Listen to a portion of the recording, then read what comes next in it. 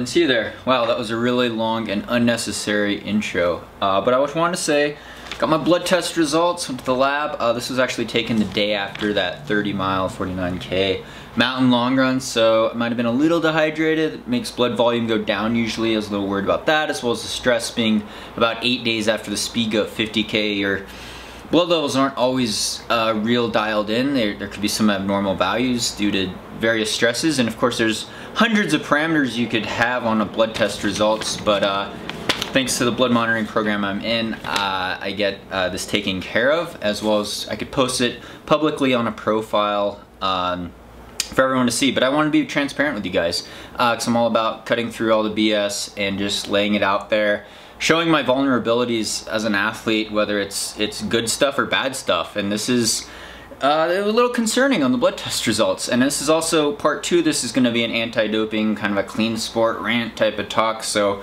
brace yourself for that. But yeah, you know, I was feeling a little tired during the Speed Goat race. I obviously raced fairly poor at the Speed Goat 50K.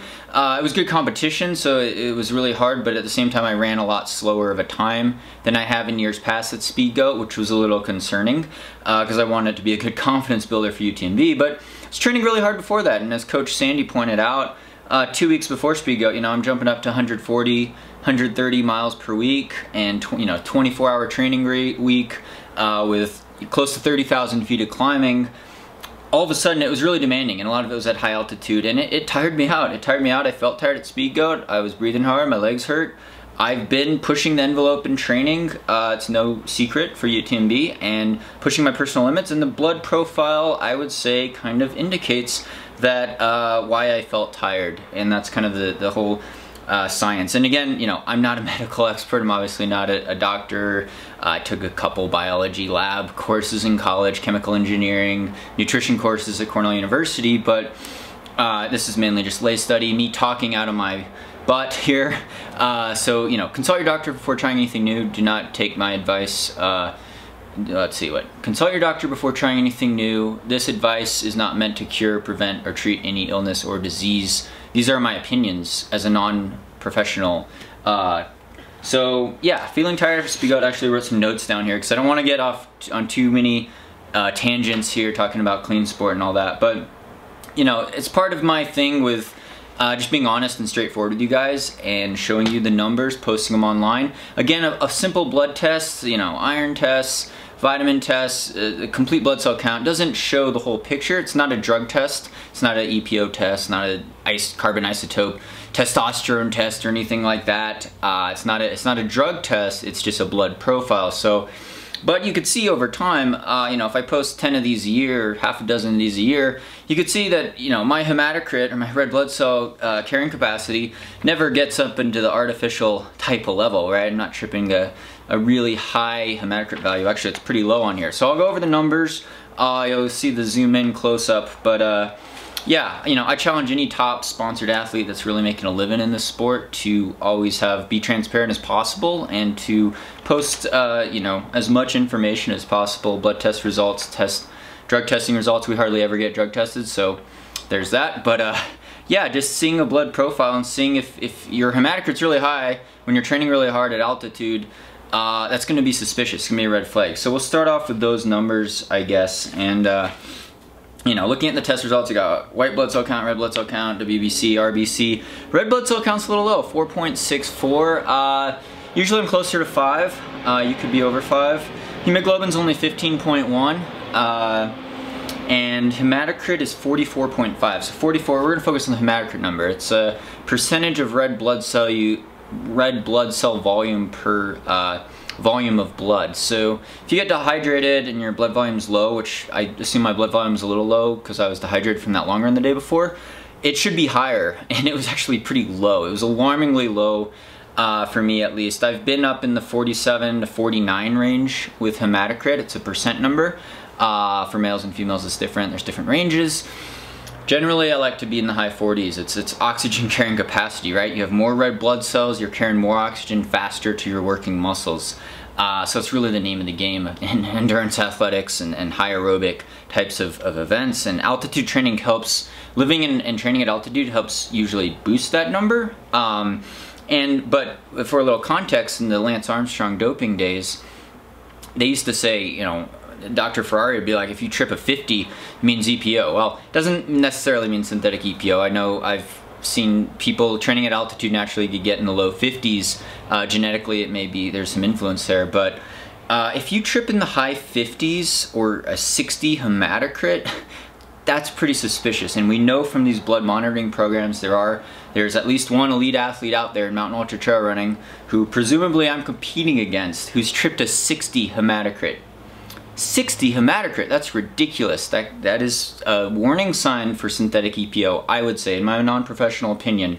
That's some major advantage, and we'll get into classifications of PEDs and what my opinion and take on that at the end of this talk. But yeah, my hematocrit's only 44.5 after speed goat.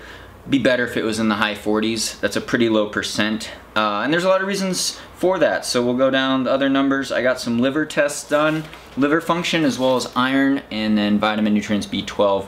And you know, before I get into that, some of my other numbers were a little low, a little off, and people are gonna be like, oh, Sage, it's because you're a vegetarian, you eat a plant-based diet, you know, that screws you all up, you don't get enough protein and all that, which could be the case. I don't eat as healthy as I could be. I try to eat more leafy green vegetables, get more nutrients, but as Sandy pointed out, I eat a lot of waffles and peanut butter and don't eat enough fruits and vegetables probably to be ideal. And I'm not worried about protein. I think protein's not as much of a concern to me. Now vitamin B12 is a concern to me. Iron is a concern, but that's become a consistent endurance athlete problem. And I've run with guys for years at the Division I college level, post-collegiate marathon training, high school even. Guys that ate red meat 3-4 times a week, they eat meat all the time, they're not vegetarians, they have the same problems. They get low on iron, they get, you know, thrown off with some number, usually a lot of times it's iron. And there's genetic influences, there's diet influences, there's training influences. It's no secret that high-level training, pushing your body really hard, is really tough on the body. Running over 100 miles a week is not really a natural thing or probably a healthy thing to do. What I do is not healthy. If I wanted to be healthy, I would probably run 60 miles a week or 100 kilometers per week on soft surfaces and race half marathon every other month. That would be a healthy thing to do, right? It's a little crazy to be training for 100-mile mountain races and be running 140 miles a week in the mountains and just pounding your muscles away. I mean, that's why people get injured, right? But for me, it's you actually rupture red blood cells with foot impact, right? Foot strike, hemolysis. I don't know. Medical professionals, doctors out there, chime in. Let me know your concerns about my numbers and what you think is wrong with me, please. And correct me if I say anything that's not factual. I do like to, you know, open up the comments for all you guys that want to say whatever you want to say. I'll read them, especially if you're a medical professional. But yeah, you destroy red blood cells, your testosterone drops. As a guy, you know, worried about testosterone levels, well, yeah, high mileage training, that makes your testosterone go down. That's why it's against the rules to take synthetic testosterone. You boost your recovery, right? Just like the major PED in endurance athletics, at least it has been, is EPO. Well, your body produces EPO naturally, and you get a little EPO spike when you go to altitude training in the mountains, because it helps you generate more red blood cells, the oxygen carrying capacity to the muscles. It makes that hematocrit number go up, right? I want to get it up in the high 40s. Well, it's in the low 40s right now. You know, there's guys out there in the mid 50s and 60s. That's probably a natural. Huge advantage, huge advantage. You get, you know, 10% increase in hematocrit, 10-point increase. You're looking at, you know, roughly maybe 5, 6, 8, 10% performance improvement gains. That's for an elite. That's for an elite level runner, which is just game changing. It's game changing. It's not even fair. It's not even fair to have that kind of advantage when you're really fighting at the margins as an elite endurance athlete. But we'll run down these other numbers. Liver function was a little off. Bilirubin was a little high. I believe, well, the liver's got to do a lot of work. It's got to store glycogen. It's got to get rid of toxins like, you know, alcohol and ruptured red blood cells, dead red blood cells. It's processing all that. So the bilirubin could be high from muscle damage, red blood cell damage, I'd say. You know, maybe, you know, other liver panel numbers, AST, slightly out of range. I should probably cut back a little bit on some of the beers I drink. Everything in moderation, right? Alcohol, the liver and kidneys do have to work extra hard when they're processing, you know, all these toxins, and then if you're drinking a little too much beer, it's not ideal for recovery and training sometimes. So definitely keep a lid on that, as well as your diet overall. The iron numbers were concerning for me, mainly because I usually don't get total iron binding capacity and unsaturated iron binding capacity, I believe. UIBC was low. Serum iron and percent saturation was very high, and that actually tripped an alert. You see it in the red there. I don't exactly know what that means. A lot of times people would say, okay, you don't have enough iron. Your iron stores are getting sapped because you're at altitude, you're training really hard, it's really demanding, you're rupturing red blood cells, your body's trying to, you know, kick up the iron or the red blood cell production. It needs iron to do that, I believe, for the hemoglobin, and there's just not enough there. And I do take an iron supplement. I take 65 milligrams of elemental maybe every other day. You want to take it with a lot of vitamin C, ascorbic acid, usually in the natural form, so more fruit. But Sandy pointed out I don't really eat a lot of fruits and leafy greens and vegetables, so you know, that could be my fault with absorption. I've always checked iron, usually just ferritin, which if ferritin's 114, that's a pretty solid number, so you wouldn't see any problem if you just saw a ferritin test 114. You'd be like, ah, that's fine. I ran with guys in college, their ferritin was like 10 or 8, and they'd run horribly. But ferritin's not an all-end-all number. You have to combine all these numbers together to figure out the profile. It could be genetically, some people have a problem where they absorb too much iron, they get iron overload, they have to actually get blood drawn out. Other people, your liver's working extra hard, you're having trouble processing things, that could throw these iron numbers off. So again, medical professionals, I'm not exactly sure what this means. There's another disease where you're kind of anemic, or you're not producing red blood cells very well, basically, and so it's always a battle with how much red blood cells you can produce. But you know, my numbers have always been not super ideal, and again, I think it's a distance runner problem. Cortisol was fine. Thyroid stimulating hormone, TSH, was okay. So yeah, those are the results. Again, you know, with diet, we could go down all sorts of loopholes there, but I will check the B12 status, B12, B9, folate. Make sure you're getting that in. As a plant-based athlete, B12 is really important. Actually, as any endurance athlete, B12 is very, very important. It comes naturally from microbes in the ground, right? And usually, if you eat animal products and animals, you're getting it through either eating their meat or their products. Sometimes they're injected into meat, and that's how B12 is a lot of times an animal source thing, but it actually comes from, you know, drinking out of creeks and stuff back in the day, old wells, which we don't really do anymore. So I do take a supplement for that, as well as magnesium, iron, and yeah, B12. That's what I mainly take. So we'll get into the second part here, my clean sport rant. So like as I said, you know, high-level training as a elite athlete, very demanding.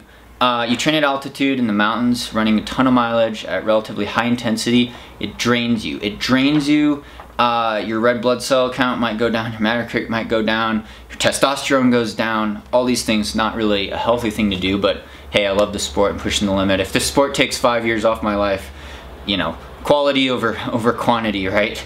I freaking love this sport. But I also love seeing what my body can do naturally, and a lot of people, I think we get off into tangents talking about the, you know, PED issue in sports. I'm drinking coffee, it's got caffeine in it. That's a very powerful drug, right? It's banned at certain levels. It used to be banned mainly for sprinters because it triggered a faster reaction time. You want to be jumpy for the gun. But there's glycogen sparing effects with caffeine. And I'm not one to take a bunch of caffeine pills during a race. I think that's frowned upon a little bit.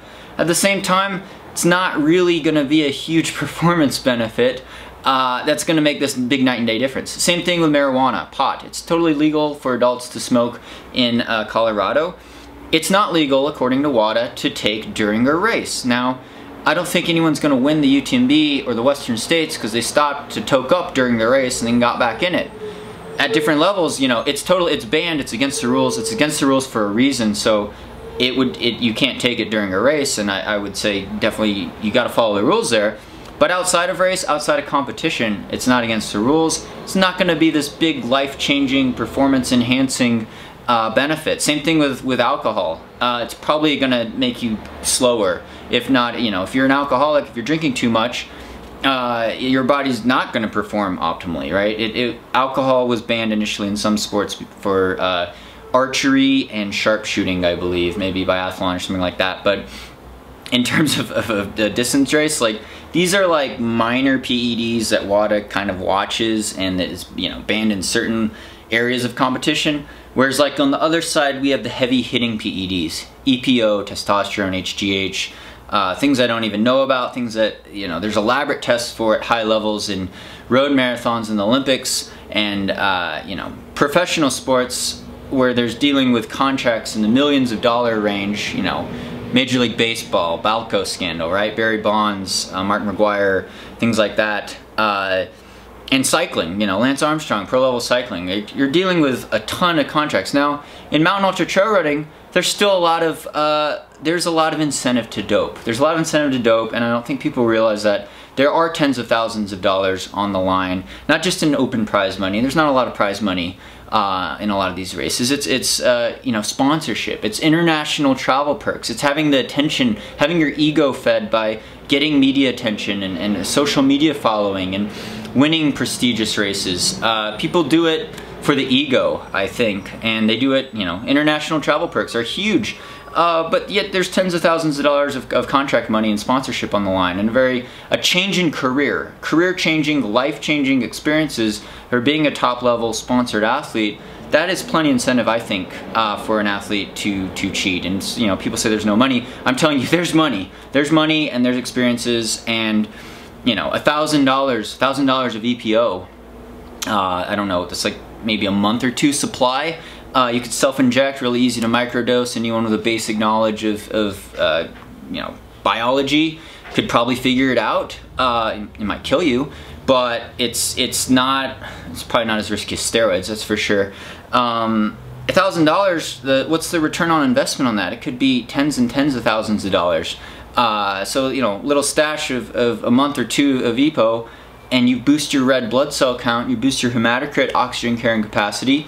You still have to train super hard. You have to train extra hard, actually, because it allows you to recover faster. You get more oxygen capacity, more oxygen flowing to your muscles at all times. So even after a hard, long training run at altitude, you're recovering faster. You're recovering faster. You don't have to push as hard when you're going uphill.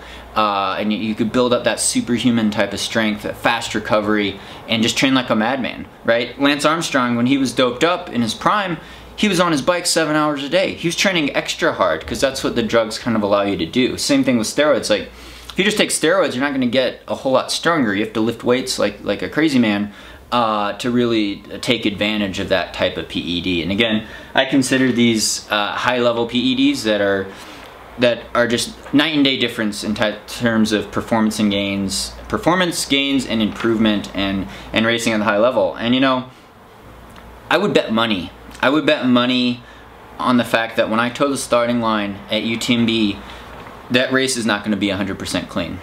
It might be 90-95% clean, but I would bet money that it's not 100% clean. And it could be mid-packers. It could very well be sponsored top runners, who I would say, you know, sponsored top runners definitely have more incentive, and they're stealing more from the sport and from other competitors than a mid-packer doping, but the concept is still the same. It's against the rules, and a lot of people call me out on this. They're like, "Oh, Sage, you're up on your, get off your high horse, you're being self-righteous." And, you know, maybe I am, but I just see it as not following the rules and a difference between being right and wrong. So, you know, what kind of message does it send to future generations of mountain ultra trail runners and kids that, you know, you're gonna cheat your way to the top, you're gonna take shortcuts in life to get something that you didn't get through honest hard work? And it destroys dreams. It destroys dreams and careers, and I think we saw this in cycling. Guys we never even heard about didn't get the sponsorships, they didn't get the contracts, they didn't make the tour because all these other guys were doping, and so it stole from them. And just because everyone's doing it, or a high percentage of top guys were doing it in cycling, doesn't make it right? It's just, you want to see what the human body could do naturally, and, you know, you could say, oh, well, caffeine's not natural. Well, trekking poles aren't natural. Wearing a backpack with water flasks on it isn't natural. If we wanted to get back to a natural state, we'd all have to run barefoot and drink from streams during races, which, you know, we might all have to do, but the rules are set in place for a reason. WADA determines what substances are banned at what level for a reason. And EPO is a huge advantage. It's a night and day difference, even for an elite. And it's easy. It's something that I've seen road runners take. Well, I haven't seen them take it. I've raced them and they've beaten me, and then they were busted for EPO. And I've seen the trajectory of some other top runners that get busted for things like EPO. And so it grinds my gears. It grinds my gears because it hurts my career. It hurts me financially. A financial stake in this. It's like someone stealing from you at your job at work or something like that. But it kills dreams. It kills dreams and it kills careers, and it just makes it, you know, I think it sets a bad example that you have to be dependent on these outside substances to build up this fake, fraudulent type of athletic performance. And it's really fraud. You're stealing money that's not yours, that you really didn't earn, and you're deceiving followers in the running community that you're authentic and that you're the real deal, when in fact it's maybe more the drugs running for you. And that's kind of my take on that. It might be a little harsh, might be a little critical. Again, I know, you know, substance abuse is a totally different ballgame with alcohol and other types of drugs. That's a different realm. Whereas if you're a professional top athlete and you're knowingly taking a huge PED type of advantage like EPO, you're doing it very methodically. And again, in mountain ultra running, we never get tested hardly, and if you do get tested, it's not a surprise. So it's pretty easy to microdose off that stuff, get that hematocrit down under 50 for race day. You're not going into a race juiced up on EPO. Well, actually, there was a guy who was top 10 at UTMB who got busted on a race day test for EPO, but you know, you'd have to be an idiot to do that. You train, you want to get tested, you want to have surprise tests 3, 8, 10 weeks before the race, when people are training the hardest, because that's when they're going to be using something like EPO. That's what I think, at least in my non-professional opinion. But yeah, I just wanted to wrap up this clean sport rant. It's just about not taking shortcuts, and I think pushing your limits naturally. And you know, people get into diet and, you know, these minor PEDs, caffeine, which I don't think is actually even banned, because after 5 or 6 hours of taking a lot of caffeine pills, you're probably not going to feel very good anyway. It might actually dehydrate you or make you feel worse. Again, I don't take caffeine pills during races, but I drink coffee. I drink coffee, and yeah, I like beer too. But yeah, it's really a matter of seeing what your body can do naturally, and not you know, killing dreams of other people that are trying to do the honest hard work and get there with the talents that they're born with, I think. And so that's my rant on that. Again, I got to figure out the blood test results. Again, you know, diet plays a role in performance, but it's not the biggest role. Your training is going to play the biggest role in your performance. Your genetics, your mental attitude towards the sport, those are big performance indicators. Diet plays a big role, but it's not the end all, right? I ran a 2:16 marathon. I was drinking a lot of beer and eating a lot of pizza, greasy, you know, low quality pizza, like eating chocolate pancakes for breakfast. I wasn't eating a very healthy diet. I ran my fastest marathon. It's not because it didn't have to do with that. It had more to do with the fact that I was running 120, 130 miles a week with a bunch of 2:15 marathoners, training specifically for the road marathon. Maybe that's why I ran a 104 half marathon and a 2:16 marathon that year, not because I was eating a lot of pizza. That you know, if anything, that could have slowed me down. But again, diet, I digress. Get back to the blood results. Gotta monitor that. Only have 2.5 weeks now before UTMB, so really gotta buckle down. Hopefully the taper will help bring that red blood cell count back up, let me recover a little bit. Really have to be careful with not overtraining, not overdoing it in these last 2 weeks.